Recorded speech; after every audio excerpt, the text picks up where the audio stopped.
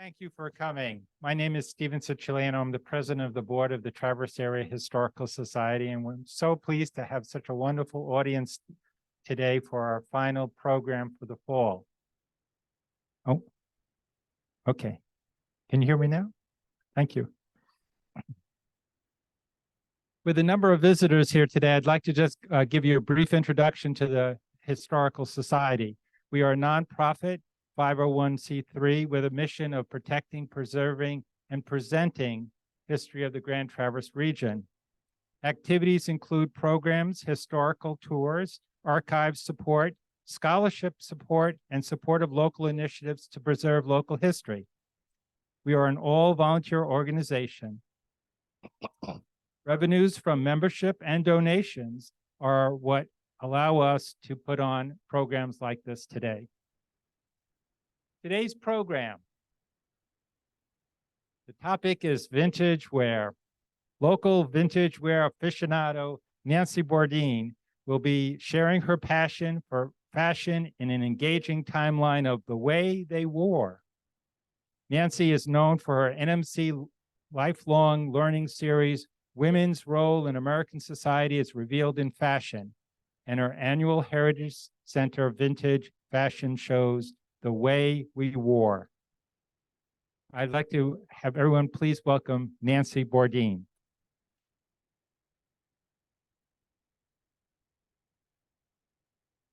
Well, I'm really pleased to be here today and really pleased that so many of you are here today. I think almost everybody got a box to participate in today's fashions. Should we do a sound check first? Is this coming across okay? All right. So we're going to talk about Traverse City history, and I would like to just deviate from the history books a little bit because when I grew up, the history books said Traverse City started in 1847 when Mr. Horace Bordine built that sawmill on Mill Creek, which is now called Kids Creek. But there were people living here for hundreds and thousands of years before that. And I want to recognize the indigenous people to our area, the Anishinaabe. I wish I had something of theirs to wear and show you, but it is rare and those things are expensive. And I would just tell anybody who's seen me present before and are going to wonder, why didn't she show this or that? My husband and I experienced a fire 2.5 years ago, and my collection was destroyed. So you won't see very many things from the collection, and the couple things I will show you, I'll mention that they're survivors. So the Anishinaabe, of course, made their wear out of the things around them. They wore a lot of pelts and skins from the animals around them. Most of their clothes were made out of deer hides that they tanned themselves. So I want to give a nod to them and say thank you for taking such good care of this area. And I hope that through today, we can kind of be more conscious about taking good care of the area from here on. So after Horace Bordine sent his son up here to run the sawmill in 1947, and he came back a couple of years later to check on his son and see how things were going. And the sawmill was very quiet, except for a rowdy game of cards going on. And it turned out that his son was much more interested in playing cards than creating lumber and helping his father's empire. So Horace Bordine sold the land to a gentleman from, I believe from Chicago, correct me if I'm wrong, Perry Hanna. And Perry Hanna bought all the land where Traverse City proper is now for the wild sum of $2,000. That's inflation set in a little bit since then. So Perry Hanna started operations with the sawmill and knew that he wanted this town to become his ideal community. So he invited lots of people to come to the area, and some of those first people were settlers, and their wear, not a lot of it has lasted this long because they brought what little they had with them in one chest per family, what they needed to survive, and make a living for themselves here in the wilderness. That's Traverse City. But I do have something that kind of represents them a bit. And that's this little bonnet. Now, this is what the ladies would have worn. The men were out cutting down the trees to build their house, and the women wore this. Anybody know what this is? You just pop out, you can say it. This isn't a classroom. I'm not going to call on you. Anybody know what this is? Sunbonnet. Because back in those days, they didn't have sunglasses. So this kept the sun out of her eyes. She didn't have really great visibility for the cougars and the bears that might pop out of the woods while she's trying to tend her garden. But she didn't have the sun in her eyes. And she also, there wasn't sunscreen back in those days. So a lady had fair skin and didn't labor outside. So a lady wanted to look fair and she did not want to freckle. So this bonnet kept the sun from hitting her face and her neck so that she would still have fair skin and be a lady. I didn't realize how dizzy one might get modeling this hat when all you can see is that little bitty hole. There are, the way this is constructed, it's out of a real simple fabric, a little bit coarse. It has little wooden slats in it that are sewn in sections, and that's what gives it the stiffening. And somebody added a little lace. Maybe she bought the lace before she left the city. But this was what a lady would have worn to do her daily work. And when there started to be any place in town for her to do trade, to take in her eggs and get some money, this is what she would have carried her money in. This little purse, well, what I would call a purse today, it was called a reticule. And it would allow her to put the coins that she received by trading her goods at the market. She wouldn't have needed car keys, wouldn't have needed a cell phone, so it's not real big. Now, a lady in a fine city would have had a much nicer reticule. It would have had a drawstring with silk ties, and it would have been embellished with embroidery. She had a little bit of embroidery on hers, but you notice she didn't have a lot of free time to really doll that thing up. So the ladies in town would have had much nicer things than that. By 1860, the town had grown from a few lumberjacks to 300 people. 19, or I'm sorry, I'm so used to saying 19 because I was born in the 1900s. I won't tell you when. Some of you might think I'm only 20 or 30, and I don't want to break that guess there. But in 1861, Queen Victoria lost her Prince Albert to typhoid, and she went into mourning. So because we had such close ties with Great Britain still, it was so much a part of the roots of America, American women also went into mourning and followed up Queen Victoria by wearing black. And so I have a little outfit here. I turn my back, can y'all still hear me? Okay, good. These guys are a little bit rough because, like I said, I'm replacing my collection as I can. But this would have been the petticoat and the skirt and then the jacket. It looks more like a jacket, but it was a blouse, a skirt and blouse set. This one happens to have some white lace down the front of it, underneath the black lace. So this would not have been worn in acute mourning. Acute mourning would have been all black, but this might have been in a later stage of this woman's grief that she wore this outfit with this little bit of beige silk.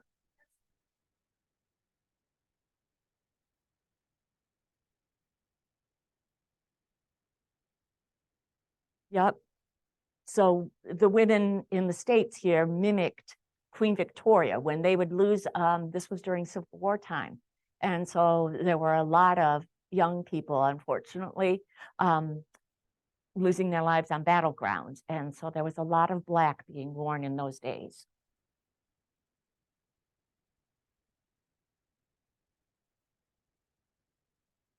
Now,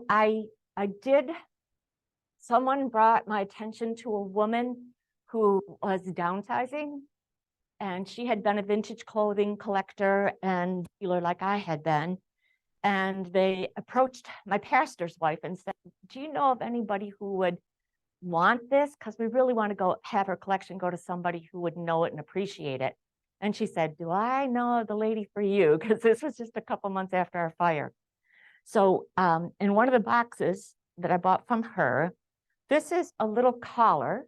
It's stretchy, but I dare not stretch it to put it over my head because it's so old, it probably wouldn't come back to its original shape. These are her morning gloves. And if you can see, you can come up afterwards and take a look at things. But can you see how that is a hand, but the tips aren't there? And that was real typical of the 1860s, to have a glove, a lady to wear a glove, but still have practical use of her hands. And then these are some black stockings, silk stockings. When you want to come up later and take a look at these, you can see how often these were mended. Something like that didn't get a run and you disposed of it right away. And this is a morning hanky with its black edge. Now, ladies in mourning, it was a common custom to the person whom you lost to take a lock of their hair. And so this is just a simple little eyeglass case, but inside are several locks of hair that would be made into mourning jewelry.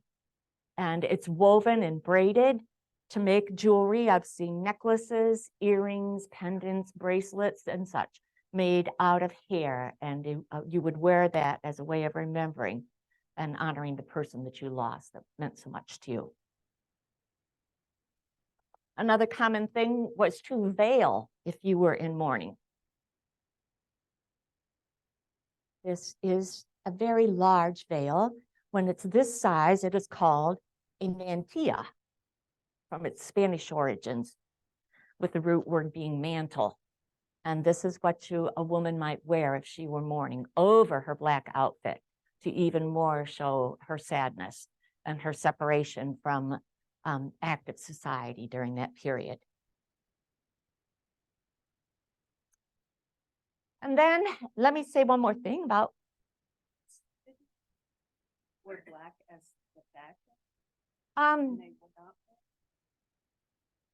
Or I picture three different colors, four different colors, all in black. And I always thought that was just. well, that's a really good question.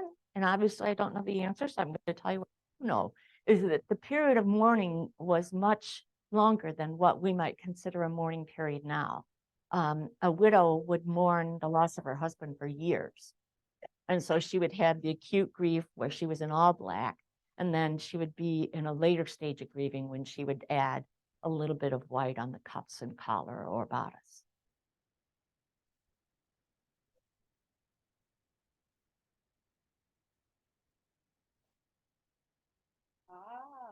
And it was not covered.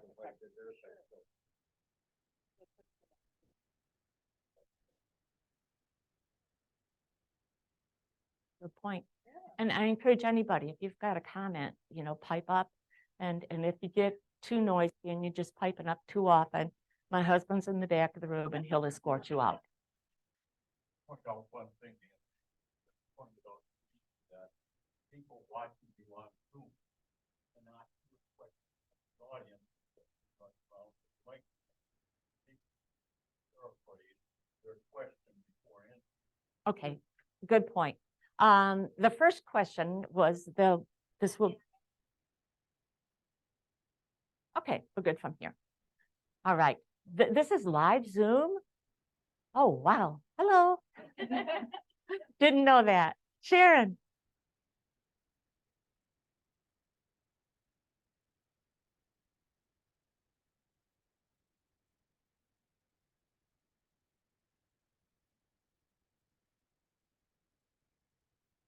And I've seen many wedding dresses in the Traverse City collection even, that were wedding gowns that were different shades of lavender or in brown, and that was beyond the 1861 period.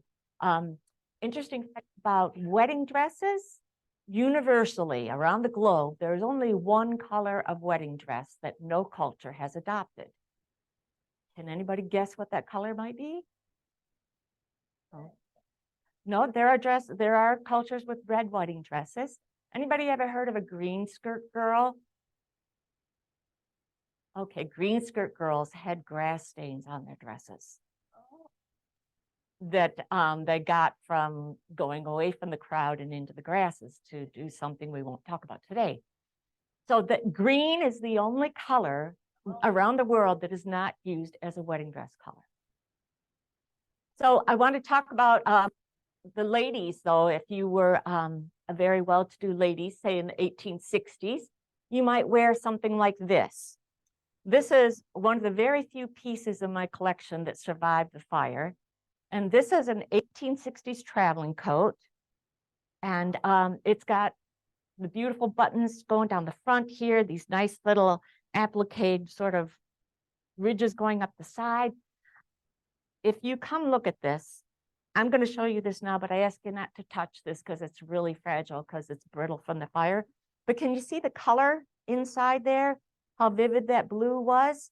So can you imagine when she wore this with these vivid blue accents popping out? And she would have had a bustle that made it go, you know, come far out back here. She made a grand appearance. And she did what clothing did for women. Many times, women's clothing styles are based on making their husband look good. I can wear something like this because my husband provides so well for me. I can spend lavish money on these kind of colors.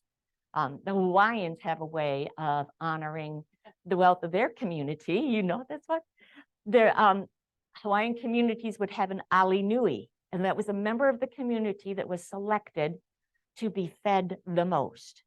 And she was like royalty in that she had ladies in waiting who massaged her belly so that she could eat again even sooner.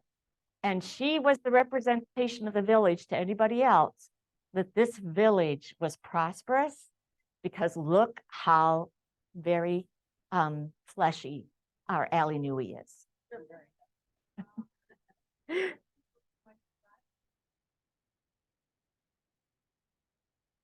This coat, which one are you talking about? The traveling coat?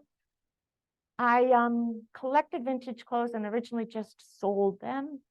I had a little shop in one of the downtown markets there, and people would just walk in with boxes of things and see if we would buy them. So that's how I came across that.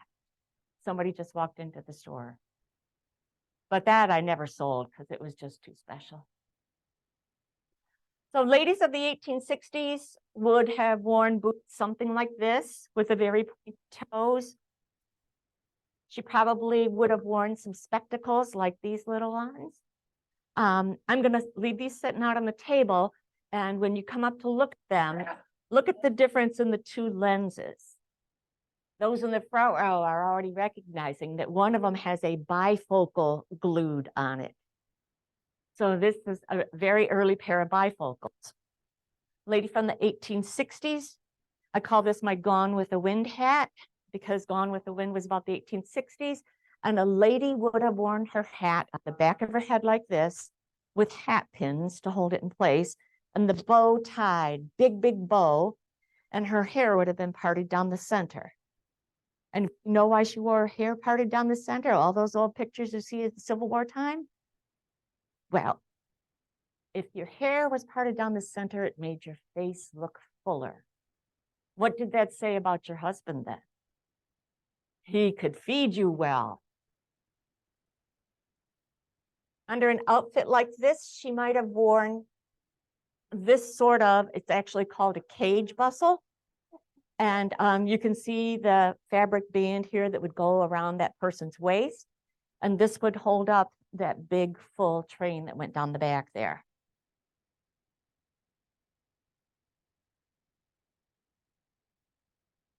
Moving into the 1880s, We're going to talk about some of the things that happen here in Traverse City. Let me see.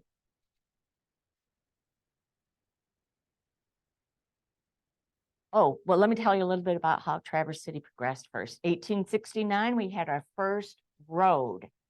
Can you imagine that it was that long after people, Europeans started living here, that we got a road, and that was the Newaygo to Northport Road. The ladies of the area were already starting to see beyond pure survival and starting to look about developing this as a community, and they organized a ladies' library association, eventually building their own building and having their own collection of books. They really wanted their children to be educated, even though they lived up here in the wilderness. The Traverse City census went to greater than 300 children, which was the threshold for selling school bonds to build a new school. 1870s, 73, and specific was when the first railroad line came into Traverse City. The newspaper had a big headlines, "Out of the wilderness at last." The newspaper editor was Morgan Bates. He was a staunch abolitionist and a Republican. And his words that he printed shaped a lot of the mindsets in the area, which, according to my research, is why Traverse City has been votes heavily Republican in a lot of our elections. I'm not saying that's good or bad, I'm just saying that. So then as the student population increased, we had a high school established in the area of Traverse City where our schools are now. Those were just treeless hills because all the trees had been cut down. The roads got really nasty, the local roads around here, because there were no trees and there hadn't been any underbrush that had grown up under those trees because the forest was so dense. So when rains came, it just washed everything away. The roads were muddy when it was wet. They were hard, dry, and dusty when it was dry. But when the snow came, when that beautiful, clean, crisp snow came and it made everything look beautiful, those people of wealth went out for sleigh rides. And so when they went out for sleigh rides, the ladies wore boots like these. I got these from the woman's collection that I bought, and I really did not know what they were. They have a wedge-shaped heel, which made me think 40s, but they're trimmed with beaver. The soles are super thin. Can you kind of see how very, very thin those soles were? So they're trimmed with beaver. They've got, ties to tie into little bows in the front, but they're really not very practical. But I've belonged to several different vintage clothes groups online. And within a week of me trying to figure out what these were, one of them came up and called these carriage boots, and they had a picture of boots exactly like these. So these were carriage boots worn in the 1880s. So the women wore boots, of course, to reflect what? Their husband's wealth. But we have somebody, and she would also have in box number 4, check your box numbers. If you're box number 4, okay, Sandy's going to open that up. The boots help to keep her feet warm, and Sandy's going to show us what helped to keep the ladies' hands warm.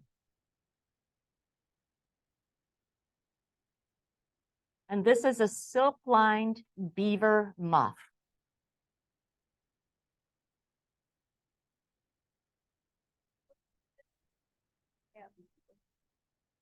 She says you wouldn't need mittens, you would just need to have one of those. And then the gentleman driving the sleigh would wear something like box number 3. So with the person who has box number 3, pull that out and show us what a gentleman would have been wearing. This would have been perhaps a fine merchant from 6th Street.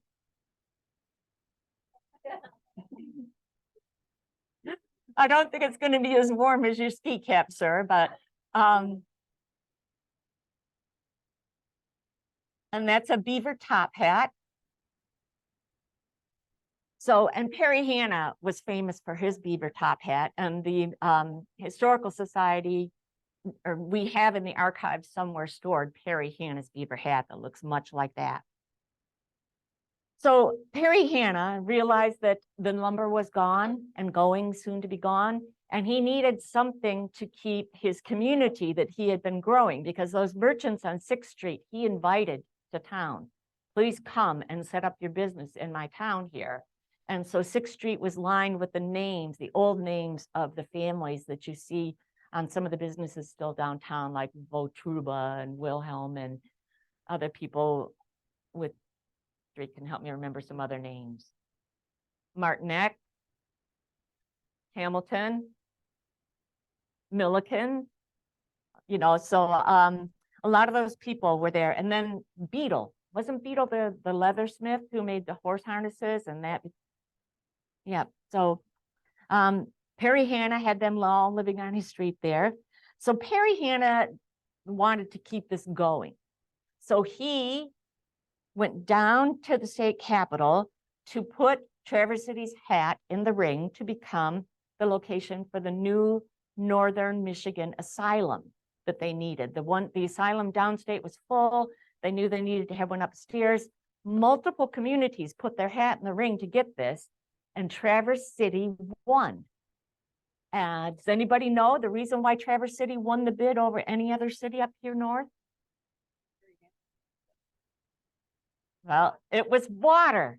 Yes, and if you go out to the asylum, there's lots of wells. There's many artesian wells where the asylum is now, and that's what was the tipping point for Traverse City. So when the asylum was built, it brought 250 new jobs to the area, which kept a lot of families fed. Traverse City continued growing. We had the City Opera House, built in 1892. And I want to show you a coat that woman might have worn to go to a program at the City Opera House. I want to call your attention to these big sleeves. These sleeves are called leg of mutton sleeves because they resemble the shape of leg of mutton. Mutton was the fancy word for sheep. The meat of a sheep was mutton. So this is velvet. It has a quilted silk lining, a little velvet pocket in here that's very fancy with the pleats. This was the coat of a wealthy woman. And so again, what is she showing? Her husband's ability to provide for her.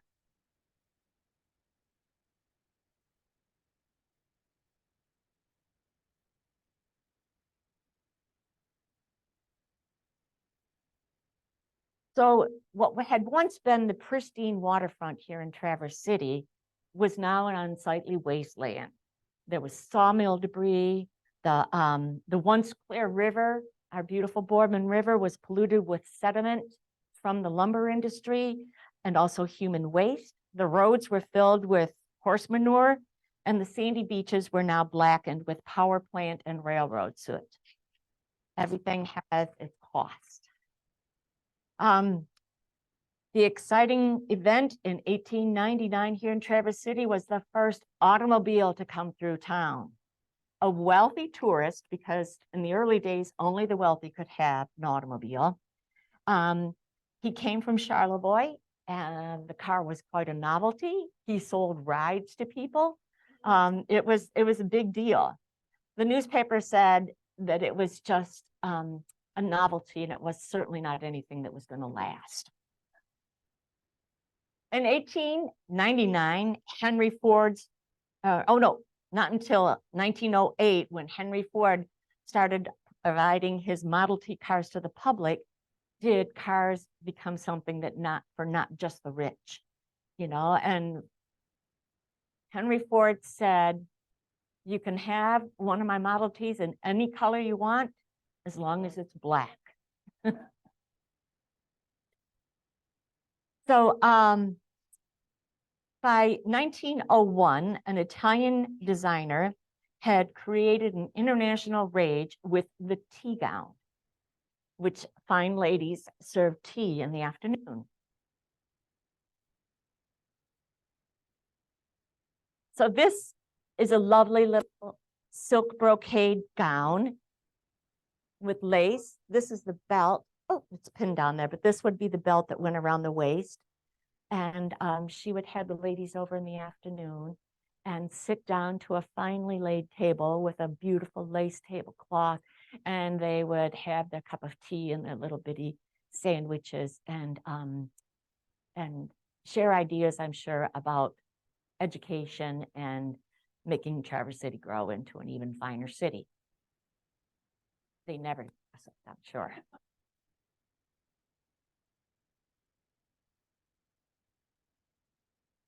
Steamship liners, steamships were in Traverse Bay by that point, and they were taking tourists out to what we call Power Island. There's a little bitty island beside it, which is called Bassett Island. And there was a dance pavilion built on past Bassett Island. And it was a very popular thing to get on one of those little boats because they were on a regular schedule and go out to the island for the day, the afternoon, or stay until the evening to dance. So I would like to show you, let me see. This is a dress that is called a lawn dress, not just because it was worn to play games on the lawn like croquet, but the fabric, the fine cotton that it was made from was called lawn. So, and I hear people saying they would wear this today. And there is someone holding box number 4. Box number 4. Oh, I've got the wrong. Oh, this is box number 1. It looks like a 4 because I wrote number in front of it. Box number 1 are some of the things a young lady would have worn with this dress to go out to dance on Bassett Island. And she came with 3 friends, bless her heart, and they're all going to show. If girls would like to stand up or kind of hold those things up. So this is a very fine straw hat, fine in terms of it's a very fine weave. And she has the little lace white gloves so that, heaven forbid, her hands don't freckle. And then the last lady here is holding a little crochet purse. And if you can kind of hold that up and kind of show it to everybody, do you see all the little doodads and baubles hanging off that? That is the most elaborate one of those white crochet purses that I've come across. And again, showing that she had the wealth, her daddy provided well for her. Thank you, ladies.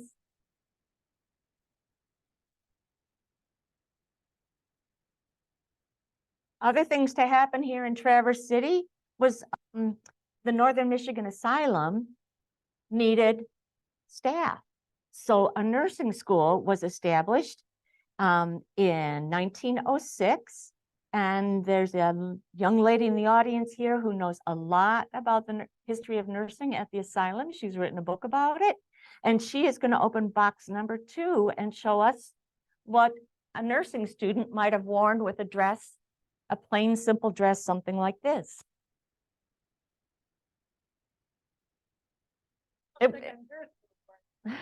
There are some pictures. I have found pictures of nurses wearing a hat like that.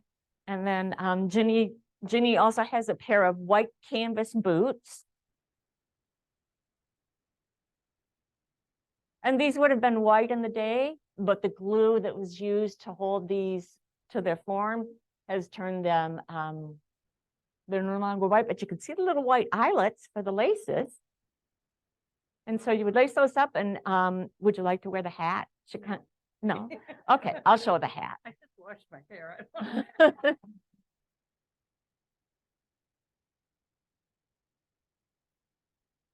Now, Ginny, who is our nurse historian of the area, said she's never seen a hat like this, but in some of the nursing photos that I had collected, I did find nursing students wearing a hat like this. Do you have a question? Ginny says they were in detention if they had to wear this hat. Do you have a question?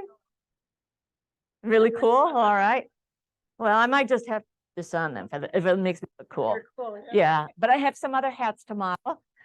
It was during the first decade of the 1900s that the Gibson girl became popular. There was an artist who drew pictures of the Gibson girl, and she was sort of that decade, very demure, but she always wore a really big hat, something like this. So the Gibson girls wore a lawn that was a skirt and a blouse together, and kind of she wore a corset that gave her figure an S shape, which was kind of like this, and your bottom was like that. And I'm so glad this is being preserved for posterity. And if you can see how much play there is in the space where my head occupies and the space available in this hat, because a Gibson girl always had big hair, really big hair. These are ostrich feathers, and this is it's a felt, and I'm not sure what kind of felt it is.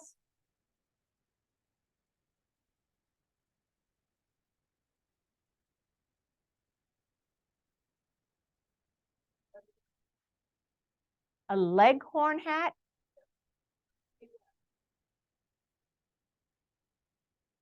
Oh, okay. She's asking if this hat is similar to something like what Mae West wore. Mae West was 30s, 20. Okay.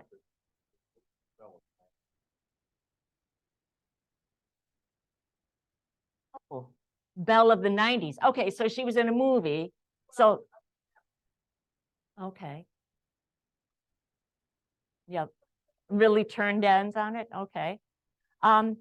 So these girls didn't miraculously grow hair like that overnight. So how they made their hair look so big and poofy that would hold up a hat with such a big interior is that every night when they brushed their hair, 100 strokes, for healthy hair to disperse the oils and such, you would brush your hair 100 strokes every night. And then in the end, afterwards, there would be all this hair on her brush. So she would pull the hair off her brush and she would put it in a receptacle like this on her dressing table. And she would just poke it down through the hole until she had enough hair in the receptacle that she could cover what was called a rat. And a rat could be anything from a natural sponge, a long, round natural sponge, to a wire net, but something that she could put at the bottom of her hair and roll it up. She would cover the rat with her hair from her collection, and then she would roll it up so that she had big hair and it looked like her hair because it really was her hair. It was just a lot of hair that she'd gotten rid of a long time ago.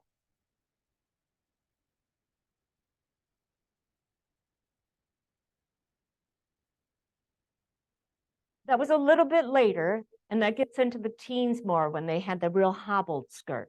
She asked if the Gibson girls had the really narrow bottoms of their skirt, and that was just a little bit later. But that was another fad. And what do you suppose the hobble skirts represented?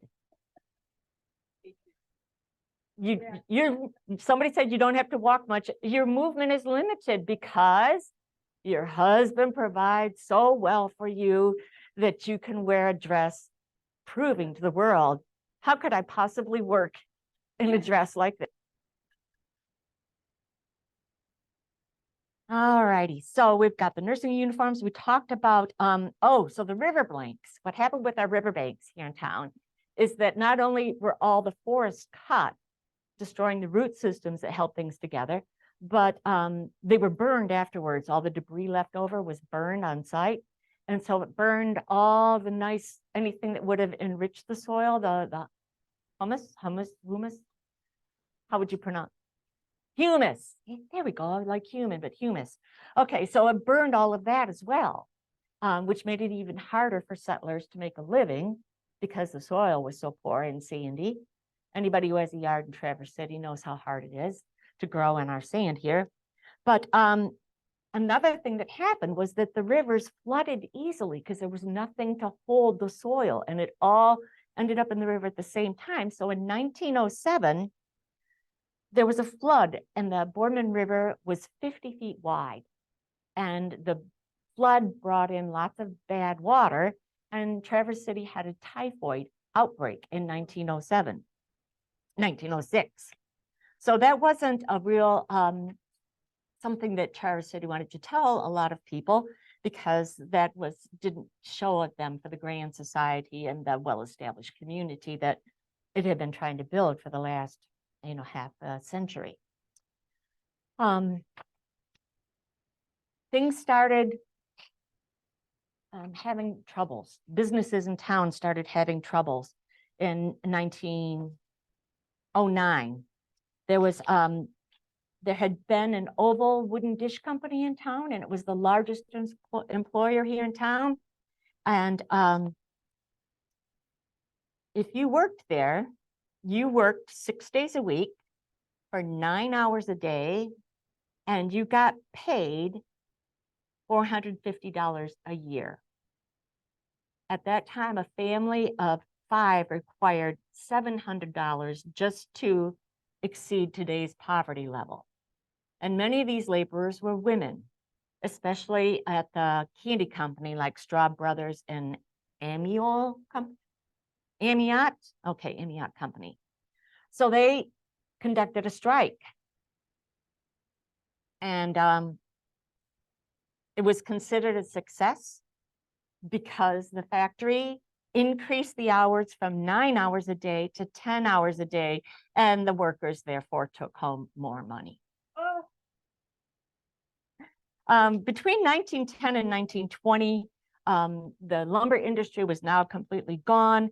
The population of Traverse City dropped almost 20% between 1910 and 1920. A lot of the workers fled downstate to cities, especially like Detroit, because the auto industry was booming then.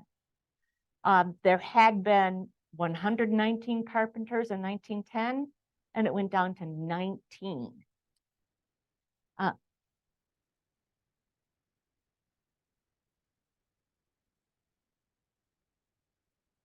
Okay, and Sandy makes the point that a lot of people died during that time because that was the period of World War I, and then the World War I soldiers, when they came home, brought the Spanish flu with them, and that was a huge epidemic. Yep, the flu. Okay, so he is making the comment that the clerk's office in Traverse City, the lists just say flu, flu, flu, flu. That's what killed off so many people there. There had been a car company here in Traverse City that manufactured cars. It was called the Napoleon. And after 2 years, that failed. There was a fella in town who played for a local baseball team. The Western Michigan Baseball League had a team in Traverse City called the TC Resorters. And their star hitter was a young man named Bundy Brief. And he came from downstate, I think it was Remus. A child's baseball suit, but it's to remind us about Bundy Brief. And he played in Traverse City for 2 years before going to major leagues from 1912 to 1917. His career batting average was .331, or do you call that 331? I'm not a big baseball fan, obviously.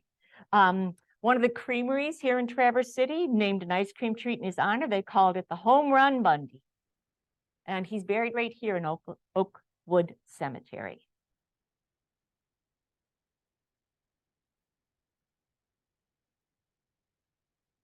And then we come to the 1920s. Women started adopting the trench coats that were designed for the World War I soldiers. And women started wearing them fashionably. And I see some of the youngest guys in the room here looking a little bit surprised that the trench coat takes its origins from World War I. Yeah, who still has a trench coat? Anybody here have a trench coat? Yeah, I see a couple hands going up. Yep, people still wearing trench coats.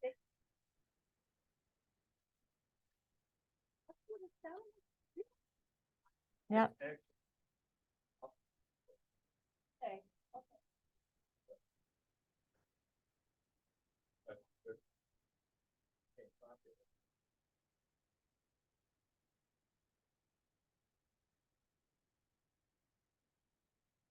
I'm yeah, Burberry. Yep. So one of the other attendees here is pointing out that those were the coats worn by the officers in the trenches, and they were made by a company named Burberry, which a lot of people still recognize that. So that brings us to the 1920s, which is my favoriteest decade ever. I really like the 1920s for a lot of reasons. It is unique. It was the only time when women wore necklaces that went down to their belly buttons. A lot of people will think of the flapper if I start swinging my pearls around like this. I think the flapper happened for several different reasons. One of them was the country as a whole lost its innocence with the slaughter of World War I. Women who had been, women took men's roles and went into the factories and such, much like they did later in World War II, taking those men's roles, and those hobble skirts just weren't going to work when we got into the war. So the women's skirts became looser. They stopped wearing that S-shaped corset and anything else that confined their movement and made it dangerous for them to work in the factory. And so the hemlines started coming up, and the hemlines followed the stock market through the decade of the 1920s. They went up and down with the stock market. Girls started I have it written down here so I can see the exact years when, I'm not going to read off this. That gets kind of boring, doesn't it? So it was the decade when the waist moved from its natural position down to the hips. And I'll show you that with a few dresses that I have here. And women stopped wearing anything that emphasized their bust line because there was a designer, Coco Chanel, who really liked women's sportswear. And she said women don't need to be restricted by all this stuff. And it was much looser. And she helped build this look called the garçon look. And garçon in French means boy. Yes. So, and the short haircut of the 1920s started, they called it bobbed hair. And that started because Coco Chanel was in a hurry getting ready for the opera. She was going with some friends. In those days, to curl your hair, you had a pair of metal tongs. They did not plug into the wall to get hot. You put them down the chimney of your lamp to get them hot. And so she was being a little impatient, and she rolled up her hair. And when she went to release it, it completely released. She had burned it off. So rather than go to the opera looking like this, she cut her hair to one length all the way around, and it became such a fad to have bobbed hair. And the collection that I bought, she says she wasn't sure whether I'd be interested in this or not. But this box and its contents excited me so much. And I feel it is so valuable to the history of fashion that I'm going to donate it to the Smithsonian. Because in this box, it has the year 1926 written on it. And it says it was from M. And it says it is M's braid. And this is a young woman who was visiting New York, and she had seen this fashionable cut.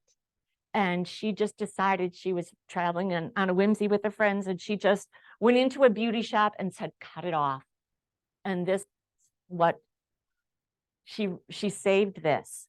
So I think, to me, that is just the cat's pajamas, to quote a nice phrase. With the hemlines going up and down, women's legs started to appear, their ankles. Men could see their ankles. And so flesh-toned stockings were developed. These aren't flesh-toned, they're kind of lilac colored. I think they're really cool, so I'm showing them to you anyways because I think they're pretty. But the flesh-toned stockings, I have a pair here that are made from silk and a pair here that are made from nylon. And these were, again, not something that you discarded if they had a run. You could buy boxes of darning thread. And so the darning floss is actually what it was called. And you would buy something that matched the tone of your stockings and use that to repair your stockings so you could continue wearing them. Actually, it's brown. Yes. I see the- Well, there's black also. ah, So, and I had more colors before, but this is what I have now. The necklaces went down to their waist.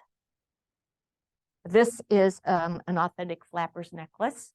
And you can see it's made with yellow and white beads in strings that had been braided together. And then there's just this little extra bit of dangle down here.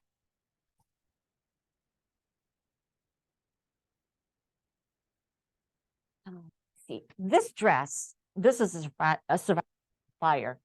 And I always found this dress to be really exceptional. It's 20s, but you can see by the belt loops that the waistline is still at the waist. And she's got this little asymmetrical fluff, flutter right here of ruffle that kind of begins to accentuate her hips. It is built without any darts. So she's following Coco Chanel's lead by not emphasizing the bust and going for that garçon look. That has a label. This is the earliest dress that I have found a manufacturer's label, other than one that would have been made as a couture gown, and then the tailor would put their label in it. But this is a mass-produced dress that would have been worn by a young miss going off to college or something like that.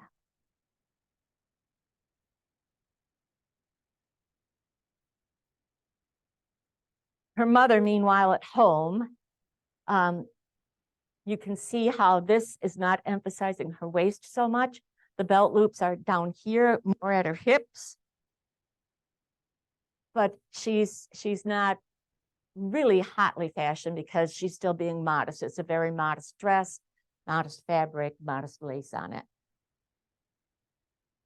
Yes, you would.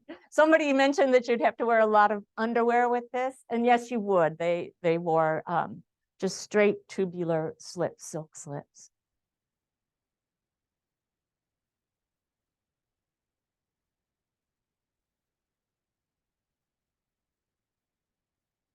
Okay, one of the audience members is asking why the neck decor on that yellow and orange dress came down so long and the necklaces came down long. It was all to emphasize that long tubular look of the 20s and to, the wild flappers carried purses like this that were long. And can you see the sparkles on the chain, how fancy that chain is? And it's all to emphasize that long tubular look of the 20s.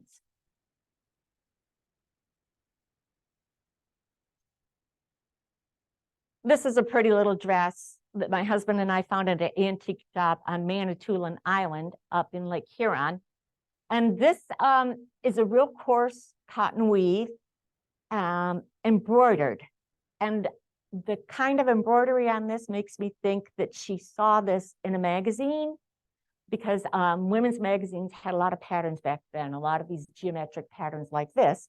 And and then she would hand stitch it. So she took a real plain, simple dress and made it more modern. She has the dropped waist, no darts, and she's decorated herself with some silk floss.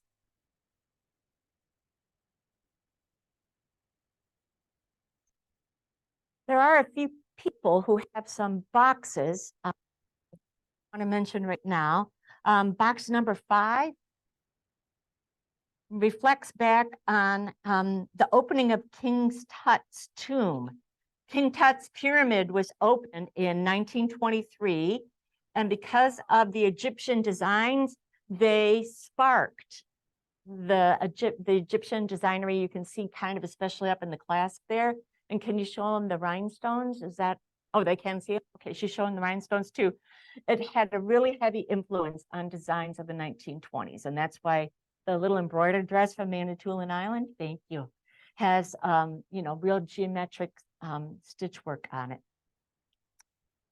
1924, big events in Traverse City was that the National Cherry Festival established its roots with what was then called the Blessings of the Blossoms, and it was celebrated out in the orchards on Old Mission Peninsula.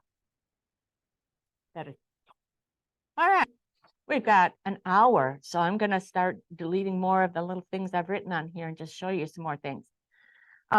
This thing is just a written thing. I don't have anything to show you about it, but I think it's very significant to talk about Traverse City's history, and that racism became public in Traverse City in 1924 with 3 explosions in the alley behind the Lyric Theater, which was right there down on Front Street. At the same time that these 3 explosions occurred, in 25 street intersections around Traverse City, crosses were burned.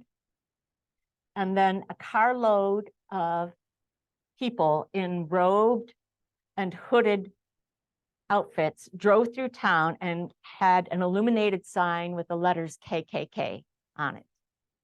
And I see people shaking their heads here and their eyebrows going up as if, no, that really wouldn't happen around here, would it?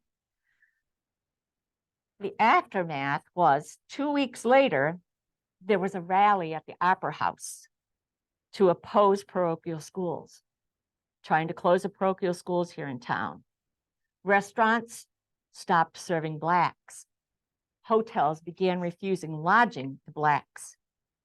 The Traverse City Country Club put up a sign, Gentiles only. And the tourism ads boasted that Traverse City's population was 95% native born. When I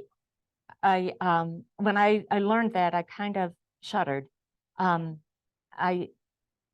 We like to think of us being in the Great White North in terms of how beautiful it is up here, and the snow is what I want to think of in the Great White North. But there were others who felt like it should stay only white, and we should not have immigrants. It was anti-Semitic, it was anti-Catholic. It was a real dark spot in Traverse City history. But it wasn't just here in Traverse City. In 1926, the Klan had its peak of power and influence here in the United States. And Traverse City at that time had a population of enough Catholics that it actually supported 2 schools here in town. So we had a lot of Catholics here in town compared to other communities, and that's why we got targeted. The skirts kept rising at the later half of the 1920s, and the bosom completely disappears. There's a dress up here that I want to show you. I couldn't put it on a mannequin because it is just too fragile, and even moving it around to show it to you guys. But the colors are just so beautiful, and the beadwork is so stunning. There are the 2 butterflies here. There's another butterfly right here, 2 butterflies here, and a butterfly on each shoulder. So, and there's a little silk belt that goes around it there. If you look at this, I ask you to please look with your eyes only, because it is incredibly fragile. But this one is a little bit sturdier, and it's one of my survivors, so I chose to show you this. And this was what flappers wore. Heavily sequined. It's a lightweight silk crepe that's covered with beads. There's the only places where this dress doesn't have beads are in between the scrolls here. Well, you see that tan? And that's undercolor, and then under it, she wore a silk slip. Well, she was wild and vampish because, like we talked earlier, they had survived the war, and the women had lost the corsets and the constraints, and they wanted to tell the world, we are not our Victorian grandmothers. So they wore the long necklaces, carried the long purses, and they danced in dresses like this with these panels. Can you see how there's all these separate panels?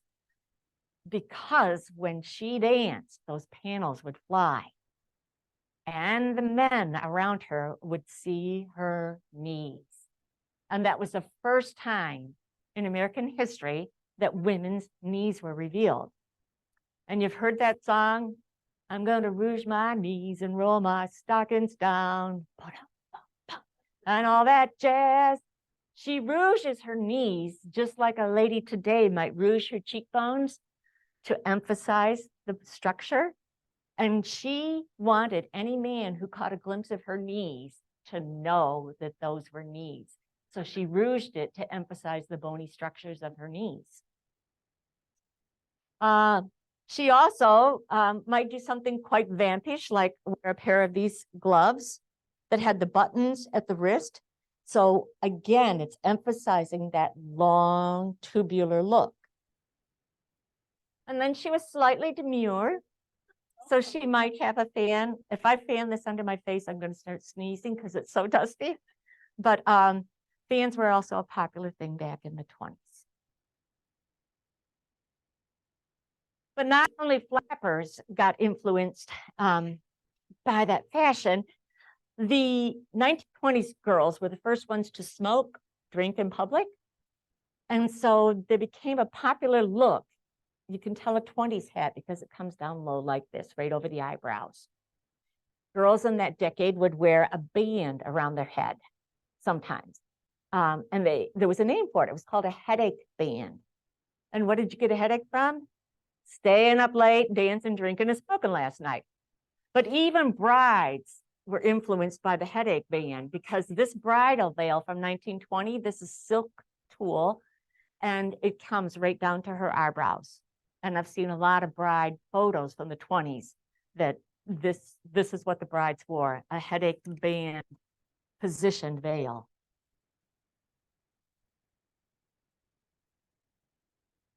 These are some shoes from the 1920s. Shoes became much more flashy in the 20s. These are a little more demure because this was a pair of wedding slippers from 1927.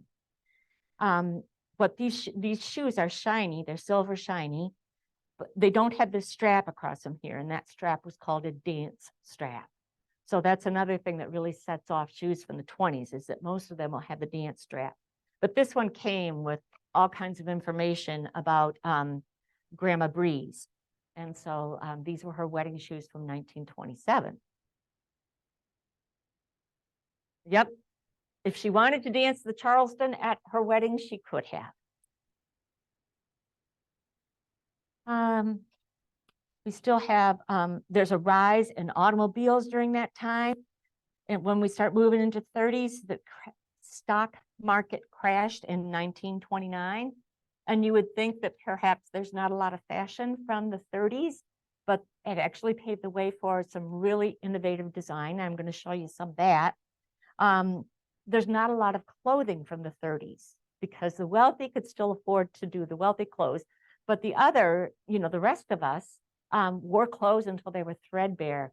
There were lots of sewing instruction books out that taught women of the 30s how to remake clothes out of old clothes, how to tear apart an old coat and make it a stylish coat of the 30s. My mother in the 30s. Let me see. Where'd you go, honey? Here we are. And her mom made their dresses out of feed sacks. This is feed sack fabric. And so family would go to buy, their 10-pound bag of flour or their 5-pound bag of sugar. And the companies started making their bags with pretty fabric colors on it. And they noticed that their sales went up. So then more and more companies started doing this. And this is the only kind of clothes my mother wore throughout the 30s were feed sack dresses.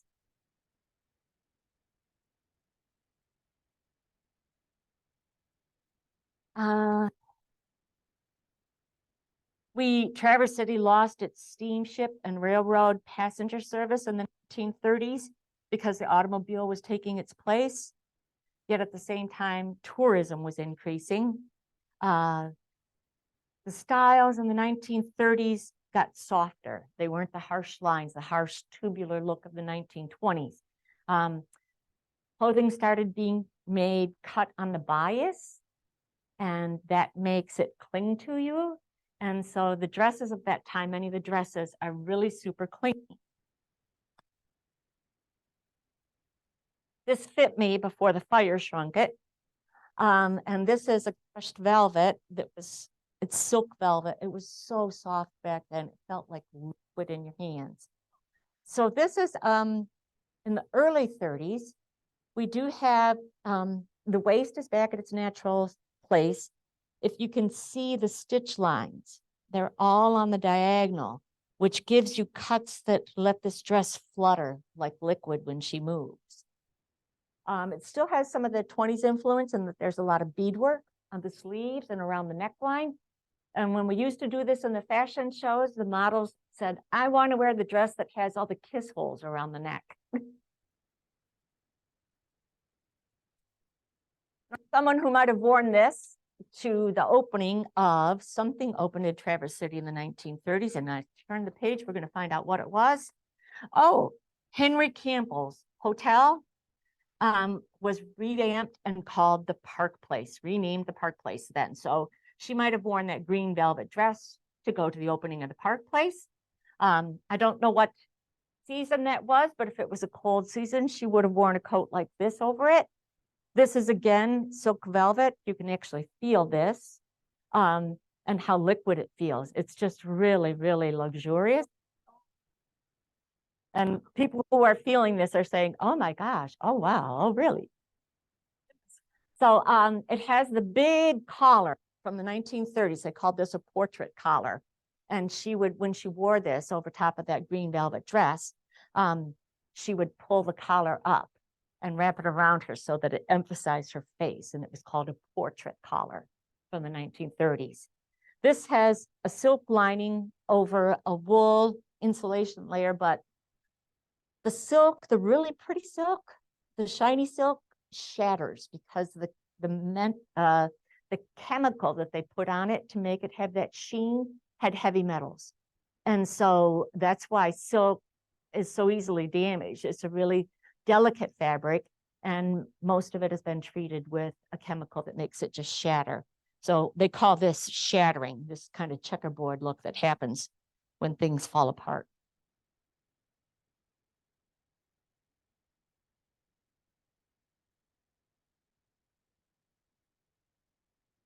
We have, oh, and if she went wearing that green dress and wore that black velvet cape, she would carry a sweet little purse like this, a little black velvet purse with a silk tassel. It's still a long look, but it's more of a figure clinging look. So it emphasizes the feminine silhouette. And we have box number 6 and box number 7 have a couple of the other purses from the 1930s. The 1930s, oh, and that's real alligator. In the 1930s, they had handbags, but they didn't have shoulder bags. And I'll tell you why shoulder bags didn't happen until the 40s. And then it's a metal mesh purse. And you can tell by the handle, when you look at the handle and the clasp on it, it's very curvy and curly and like reflecting natural elements. So in the 30s, we went from the real geometrical inspiration from King Tut's tomb to a softer look called the Art Nouveau look. In the later part of the 30s, rayon and nylon came into the clothing industry. And so you can tell this is a 1930s dress outfit because of the shape here. This is another one of those soft feminine lines. And so this girl could have been from the late 30s. Hats in the 30s stopped being down here at the eyebrows, which they call a cloche. And so this is more of a cute, clever little hat that a lady might have worn in the 1930s. Little dress like this. You see how it has this line here, which tells me it's 30s. It has just a little bit of poof up here in the shoulders, but not the really heavy shoulder pads that we'll see when we get into the 40s.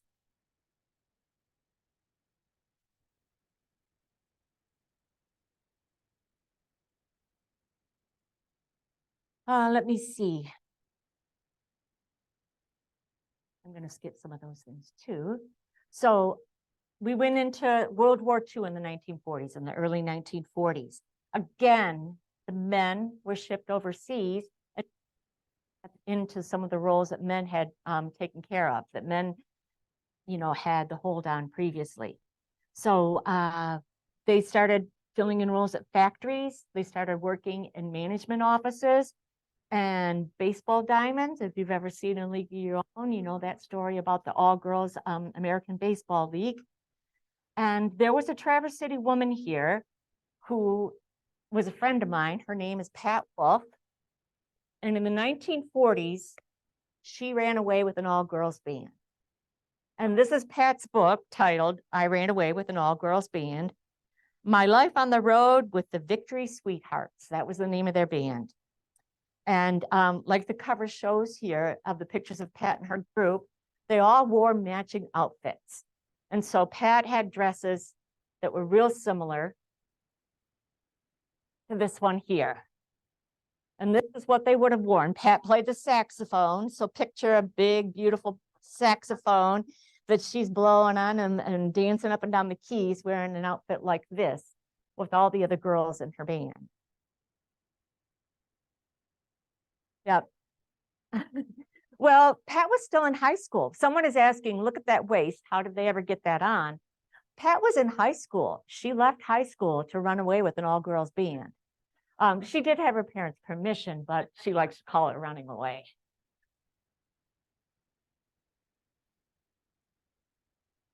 So brides in the 1940s, if you were wealthy enough and if your fiance hadn't yet been called overseas, brides of the 40s would dress similar to this one. Oops, nope, it's over here. She moved over here.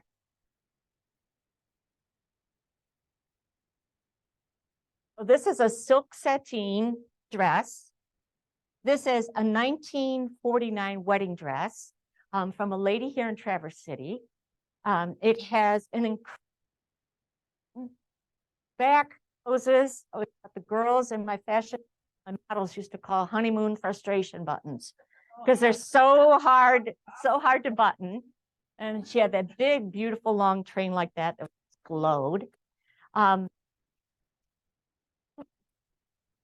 know she got married then because I bought that dress at one of the thrift stores in town, and it was in a box, a big old Rival crock-pot box, and it said wedding dress and veil. It's lucky the marriage lasted 55 years.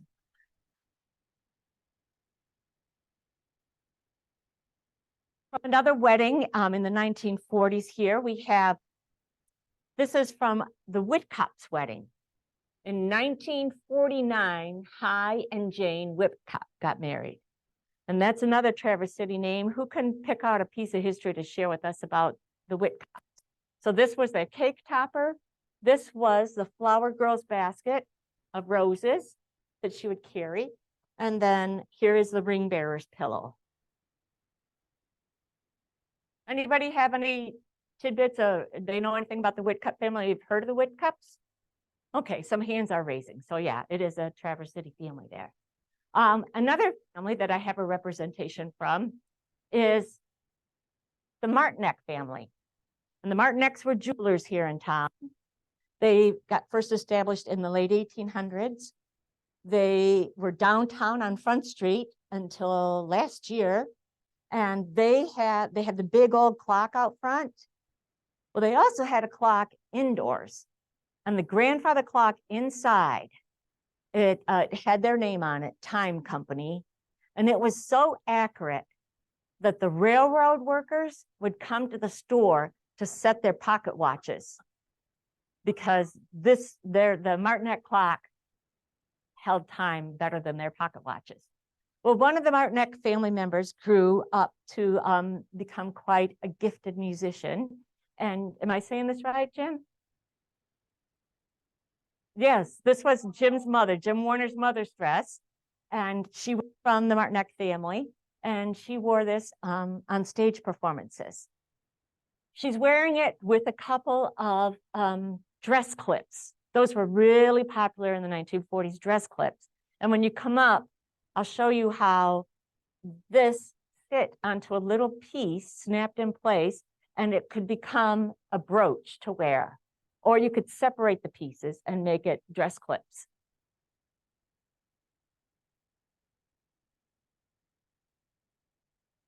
She asked if the colors are supposed to bleed like this between blue and purple.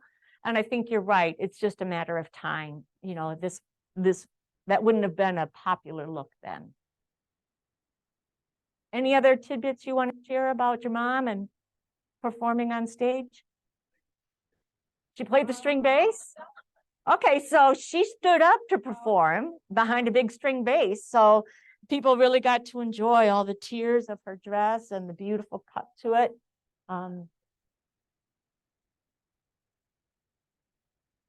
Yes, you gave this to me. Yeah.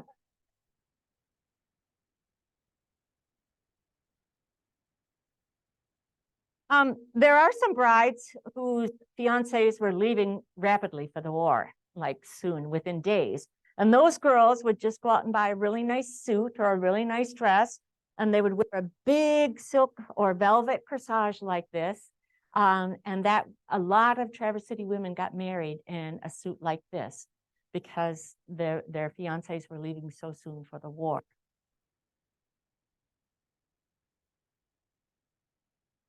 The war times were a time when the women were taking on all these burdens, and they were carrying the groceries and the children and a briefcase from work.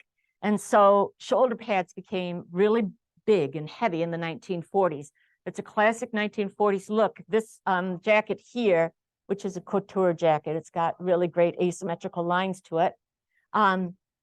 This reflects those wide shoulder pads that said, I can carry any load. You know, the guys are overseas, they're pulling their load, I can pull my load too. The 1940s were when shoulder bags came into being. A purse with a long enough strap that you could put it over your shoulder, because a handbag tied up your hands and you had to carry the groceries, the kids, the briefcase, and everything else during that decade. With the end of the war, it was the end of rationing. Okay, anybody remember rationing coupons? You lived through rationing coupons? I see a few hands being raised. Everything was rationed: gas, sugar, lard. So, and fabric. Fabric was rationed. So a lot of women would make clothes out of the blackout curtain material because you could get as much blackout curtain material as you wanted back then. There was another thing I was aiming for, telling you about that. So when the war ended, there was a celebration and dresses that were real close and sinuous and fit the body. Oh, nope, I'm going back to the 30s. So the dresses, the skirts had really narrowed during the 1940s because fabric was not available. So at the end of the war, Christian Dior, a designer in France, came up with the new look. And it was a celebration of the end of rationing. And this little suit here reminds me of the new look because skirt is a big full skirt. And so at the end of the 40s, this was the new look. It was a cinched waist with a peplin hip and then a big broad skirt underneath it. And that would carry into the 50s then with the big dirndl skirts, or circle skirts as we called them in the 1950s. So to accommodate those big circle skirts, the swing coat came into being. This is a faux chinchilla, and the swing coat has no buttons, no closures, but it's got a real ample bottom so that it would accommodate the big full skirts and all those baby boomer pregnancies that happened in the 1950s. Let me see. And this is a 1959 wedding dress, and it is reflecting the princess look that happened when the actress Grace Kelly became the Princess of Monaco when she married Prince Rainier. And that really influenced dresses, and wedding dresses became big bell-shaped skirts and poofy and required a lot of crinolines. Crinolines are those stiff petticoats underneath them. What other things did I not say about the 40s?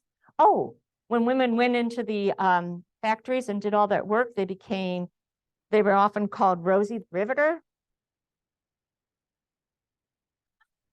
We can do it. So Rosie the Riveter was an actual factory worker at the Willow Run factory down in Detroit. And that factory made bombers, and a phenomenal amount of bombers in just 3 short years. It's written down here somewhere in a moment. They made, okay. At their peak, they produced a B-24 every hour. And they made a total of 8,685 B-24 bombers in just 3 years. When the men went to the war in the 1940s, it really affected Traverse City's agriculture because there was nobody left to pick the cherries. That was before the days of shaking cherries, when you had to climb a ladder and handpick each cherry off the tree. So they enlisted the WPAs, their land army, the Women's Land Army. Here in Traverse City, they busloads of local people were taken out to the orchards to help pick the cherries. Everybody pitched in. They brought in interned Japanese Americans to work in the picking cherry orchards. They brought up boys from Lansing Reformatory School. And in 1943 and 45, between those years, they brought up 1,600 Jamaican workers to help pick the cherries. That became the beginning of the migrant Mexican workers coming up here to Traverse City. The women were very capable, as I've said before, and there was a lady with box number 9 who is going to show us the jaunty, capable look of the late 1940s. And she would wear this a little askew on her hat, on her head, a little off to the side there, and just showed you how really chic and capable she was.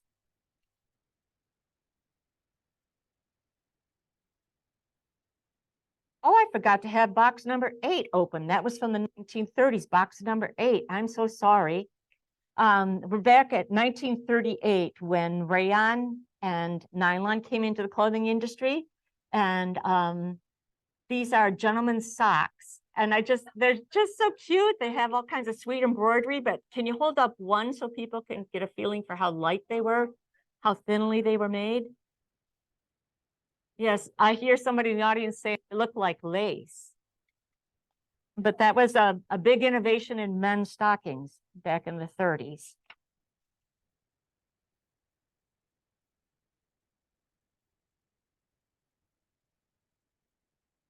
I want to show you women's stockings at the end of the war.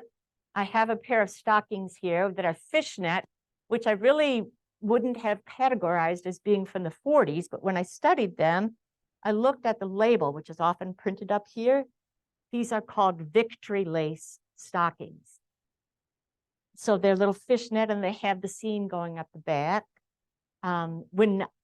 When silk became really rationed in the 1940s, it was hard to get a pair of stockings because at that point they were still mostly made of silk.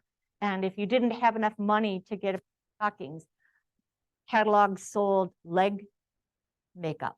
And you would rub that color on your legs. And then you would take an eyebrow pencil and you would draw a line up the back of your leg to look like the seam on stockings so that you look like you could afford to buy stockings.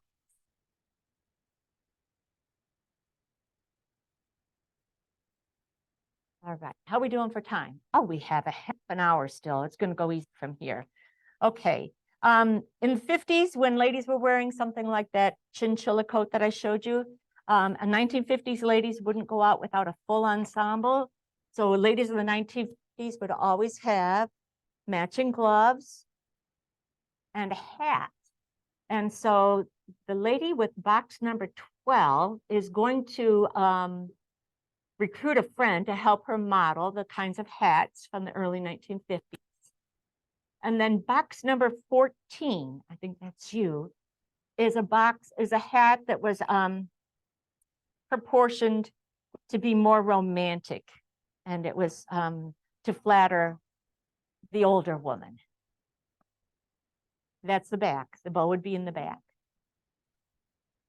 So the two ladies in the back, I call them hay hats because it looks like somebody took a flower bouquet and just plopped it on their head. And the lady up here, yes. And this look was called romantic. It's mature flattery, and it's called the romantic.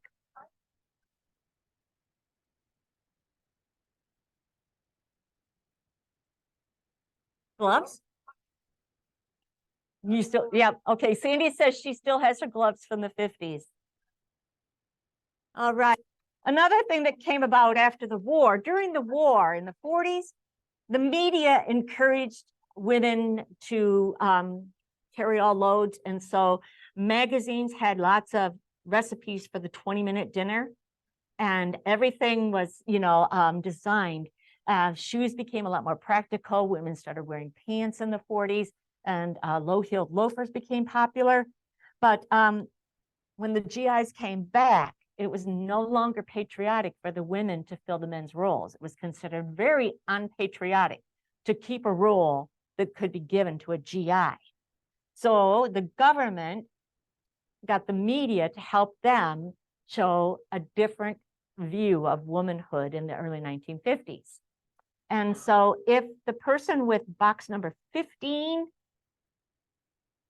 could model for us the June Cleaver look. Everyone was expected to the little thin apron that had lots of sequins and design work on it. It was just a frivolous thing. It really wouldn't absorb anything if you were cooking in the kitchen. And so June Cleaver had a very nipped waistline now.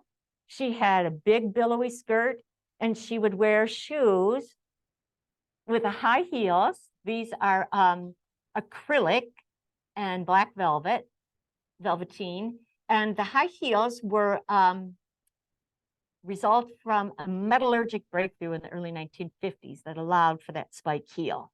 And a woman, the spike pads of her heel exerted 200 pounds per square inch.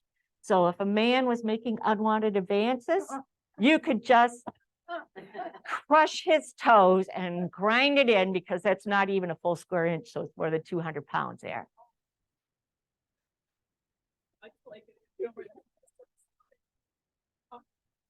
Oh, how did they come up with that number? That's a good question. How did they come up with 200 pounds per square inch? I don't know, because when I did all the fashion shows, I used to do all the fashion shows for the museum, and that's just a tidbit that stayed in my head from that. So I don't, all of my research material got burned in our fire. So I can't tell you where I found that anymore. So here in Traverse City, business leaders and the school leaders decided to see if there was enough interest in town to have a community college. So they asked around, and people were very interested in it. They started doing fundraisers to raise money for it. Local groups would say sponsor a dance and save all that money. We had a local state representative in Lansing called Arnell Engstrom. Does that name ring a bell for anybody? The Arnell Engstrom building, state hospital grounds, is in recognition of him, because he was as his role of representative, he moved for a change in the population restrictions on community college funding. And he was able to lower it enough that now Traverse City could start to get money for community colleges. And so Les Biederman, another name you've heard around town here, he was a local radio station owner, and he happened to notice some empty classrooms in the city-owned airport terminal. And so in 1951, 65 students began classes at Northwestern Michigan Community College. But it became a financial issue after a while, because the city taxes were paying for the building that they were having this in. And there were people from outside of the city using it. And so there were claims that this wasn't quite fair. So then the community bought land where the college is now at the base of the bay. And they did not hire moving trucks our moving company, all the students and faculty just started grabbing things and taking them over to the new location. Yes. They dragged the buildings over.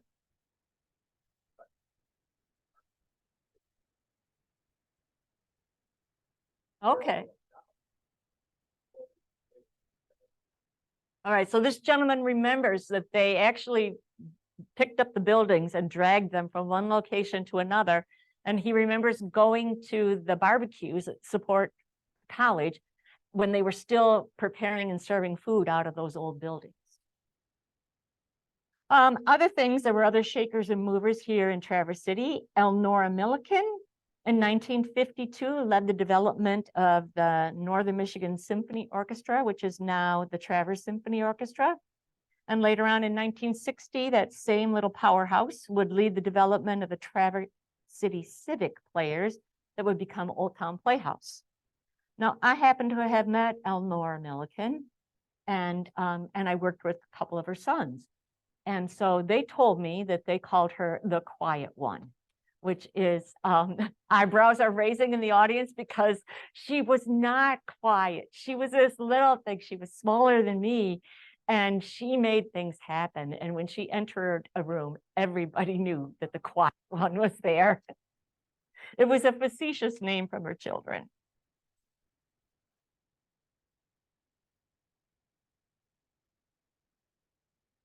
Someone asked how she was related to Governor Milliken, and this was Governor Milliken's sister-in-law, Elnora. So popular clothing in the 1950s, the gentleman with number 16 is all ready to show you fashion wear of teens in the 1950s.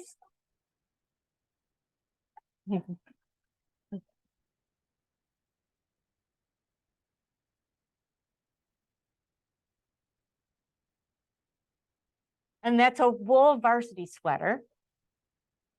But he wouldn't wear it long. Oh, you're missing this modeling. We're having quite the fashion show. He's really, thank you, sir. But that wouldn't last very long because one of these pretty young things up here would catch his eye and they would start to go steady. And he would show that to the world by letting her wear his varsity sweater. Much the same way it represented, I can attract a man. And then on the collegiate level, the girls would, when they got a sweetheart, they would get their boyfriend's fraternity pin. And if you had a boyfriend, you got pinned. It was called getting pinned. The high school girls loved those big full circle skirts. They often wore them with loafers, this. They would want to emphasize their cinched waist, so they would wear metallic elastic belts like this. And this one is old and it's kind of stretched out. It fits. So they would wear something like this, and in their hair, they would have to wear their chiffon scarf. And where did you tie that? Under the chin. It was always tied under the chin. And this one, can you see it has some sequins on it? The kind of glitter? Oh, yeah.